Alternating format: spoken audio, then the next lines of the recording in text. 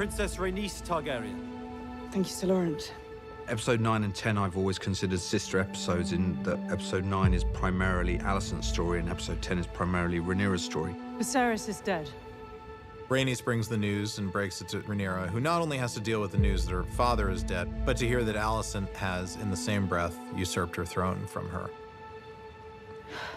And it's really the same or very similar period of time, a similar inciting incident, which is the death of the king, and how these two very different characters tackle it.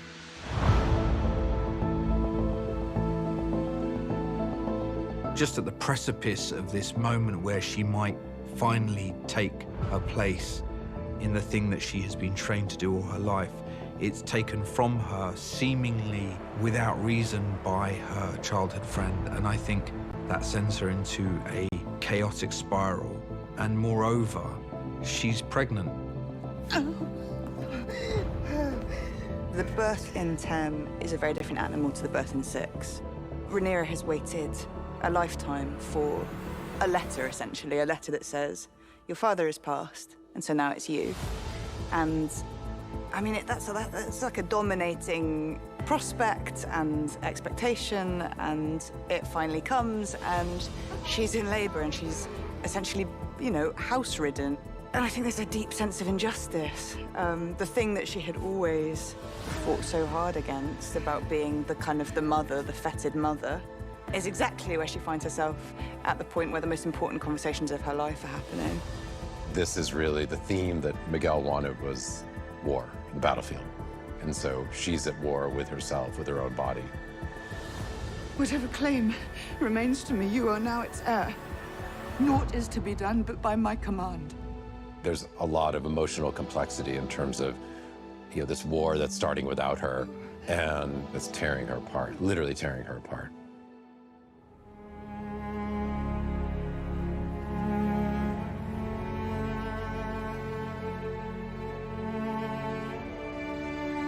It's a kind of, you know, the worst point the low point in Rhaenyra's trajectory turns into the high point as she cremates her unborn child and in a way become her father. Her people gather around her, and her father's crown arrives in the hands of Sir Eric Cargill. And he kneels to her, and Daemon puts the crown on her head and calls her queen.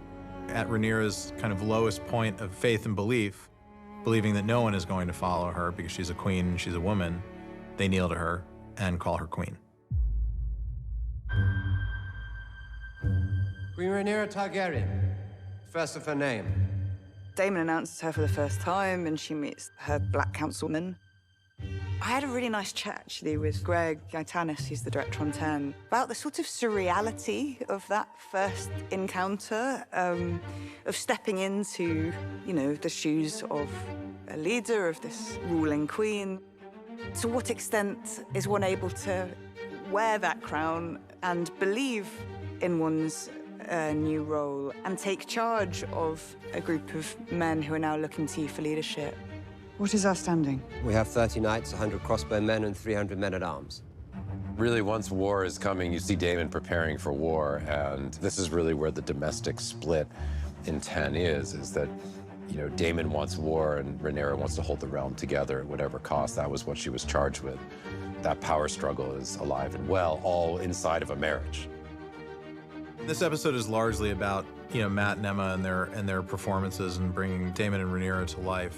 The crux of this argument here is the different way in which Daemon sees the world from other people in his family, and Rhaenyra is very much her father's daughter. She has a bit of the punk rock of Daemon Targaryen, but the way she approaches her duty as sovereign, I think, is much more in line with Viserys. Are you not angry? Well, I should declare war because I'm angry. No, because it's your duty as queen to crush rebellion. She makes the point that I don't want to rule over ash and bone. I don't think Daemon wants to put the whole realm to the torch either, but I think he's willing to suffer a good bit of bloodshed to see the High Tower's line probably ended and them removed from power. I had no other place to turn. I'd lost everything. We lost Corlys. We. When he wakes up in Dragonstone, he's surprised because he's alive. And then, of course, the woman he loves is there next to him, and he's like, I can't believe I put you through all this nonsense. My stupid ambition, which my brother also had, and that's why he's dead, and that's why we've lost our children. Well, I'm done. You were right. It's taken me all of this time and all these deaths to realize it, but yeah, it's not that important. And then she surprises him. That girl destroys everything she touches. That girl is holding the realm together at present.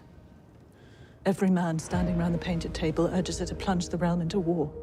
Rhaenyra is the only one who's demonstrated restraint. She treads a very ambiguous pathway about whose team she's on. I think having suspected and hated Rhaenyra, she felt she had been responsible for her son's death. In the journey through episodes 9 and 10, she actually starts to see her as a person. Her allegiance, her heart shifts, so that by the end of episode 10, she steps in and she makes a decision to stand up and announce that she will go and get involved in the fight. I should take Maelys and patrol the gullet myself. If we're to have enough swords to surround King's Landing, we must first secure the support of Winterfell, the Eyrie, and Storm's End. I'll prepare the ravens, Your Grace. We should bear those messages. Dragons can fly faster than ravens, and they're more convincing. Send us. I think it's quite heartrending for Rhaenyra because she has to look at her boys and she has to start seeing them as men for the first time. I think despite her questions about motherhood, what she discovers in having children is that she gets to build a tribe of her own and actually finds a space where she feels free to be herself. And that's in this family unit that she builds. And I think sending her sons away is the start of the end of that stability.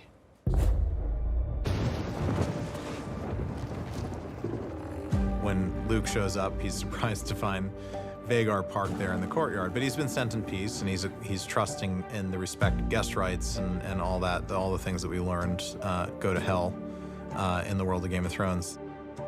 It's really a bullying sequence, a torture sequence, a chase sequence where Luke is trying to escape. No real hope of Arrax fighting Vhagar and anything good happening at the end of that. But Luke relies on the speed of his dragon and the maneuverability to try to escape, and just when it seems like he has, Vhagar is there waiting for him.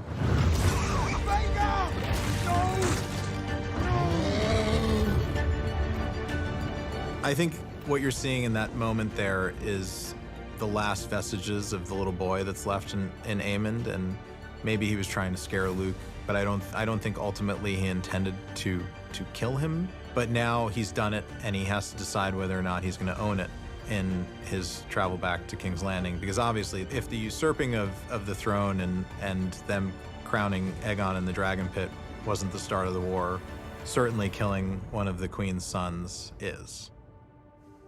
I think anyone who is wronged like Aemond was and has his eye taken out, you're gonna feel some sort of hatred, whether it's subconsciously or consciously, towards the person who did it.